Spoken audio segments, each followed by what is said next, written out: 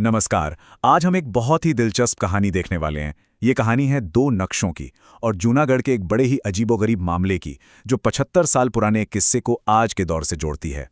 तो सवाल ये उठता है कि आखिर 2023 में ऐसा क्या हुआ कि पाकिस्तान को अपने नक्शे में भारत का एक हिस्सा जोड़ना पड़ा।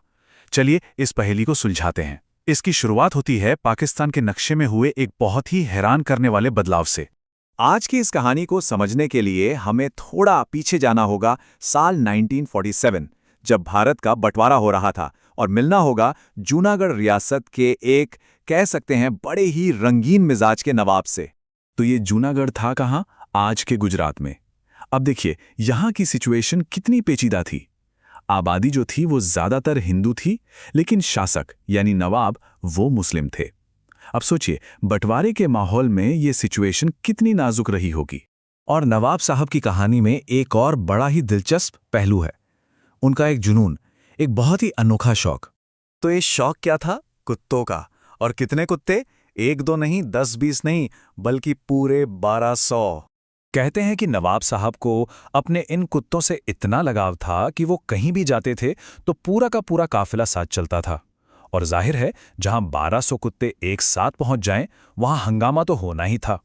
तो ये तो हुई नवाब साहब के शौक की बात। अब आते हैं मुद्दे पर। साल 1947, भारत और पाकिस्तान दो देश बन रहे थे, और जूनागढ़ के नवाब के सामने एक बहुत बड़ा और बहुत ही अहम फैसला था।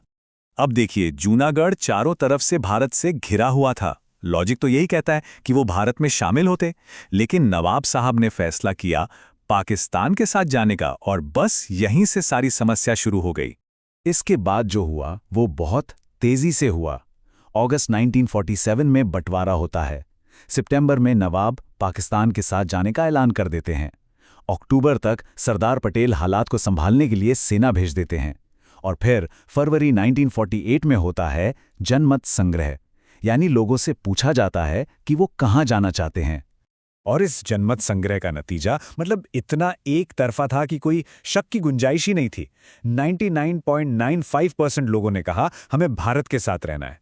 पाकिस्तान के पक्ष में तो बस नाम मात्र के वोट पड़े। अब जब जनता का फैसला आ गया और भारत का दबाव भी था, तो नवाब साहब ने एक बहुत ही नाटकीय कदम उठाया। वो रातों रात जूनागढ़ छोड़कर पाकिस्तान भाग गए। अब उधर पाकिस्तान में मोहम्मद अली जिन्ना इंतजार कर रहे थे। उन्हें लगा कि एक अमीर रियासत का नवाब आ रहा है, साथ में शाही खजाना भी लाएगा। जिन्ना साहब उम्मीद कर रहे थे कि शाही खजाना आएगा, सोना आएगा, रियासत की दौलत आएगी। पर आया क्या? नवाब साहब का निजी सामान और उनके वो 1200 कुत्ते। कहते हैं कि जिन्ना ये देखकर बहुत मायूस हुए। उन्हें रियासत की दौलत चाहिए थी, मिली तो सिर्फ नवाब और उनकी कुत्तों की फौज। मतलब नवाब ने पाकिस्तान को सिर्फ एक कागज दिया था, विलय का कागज। जमीन और पैसा वो तो सब भारत में ही रह गया। चलिए अब फास्ट फॉरवर्ड करते हैं, 75 साल आगे आते हैं आज के दौर में, और देखते हैं कि इस पुरानी और थोड़ी अजीब सी कहानी का आज के नक्शे से क्या लेना देना है। तो हुआ ये कि 2023 में पाकिस्तान की सरकार ने अपना एक नया पॉलिटिकल मैप, एक नया नक्शा जारी किया, और इस नक्शे में एक ऐसी चीज थी जिसने सब कुछ चौंका दिया और 1947 की यादें ताज़ा कर दी। तो पाकिस्तान का तर्क क्या है? वो कहते हैं कि देखो 1947 में नवाब ने जो विलय का कागज साइन किया था वो तकनीकी रूप से तो सही था, और नवाब खुद पाकिस्तान आ गए थे। हाँ, ये बात और है कि उनकी जमीन यानी जूनागढ़ कभी पीछे नहीं आया। तो बस उसी ऐतिहासिक दावे को दिखाने के लिए उन्होंने अपने नक्शे को अपडेट कर दिया।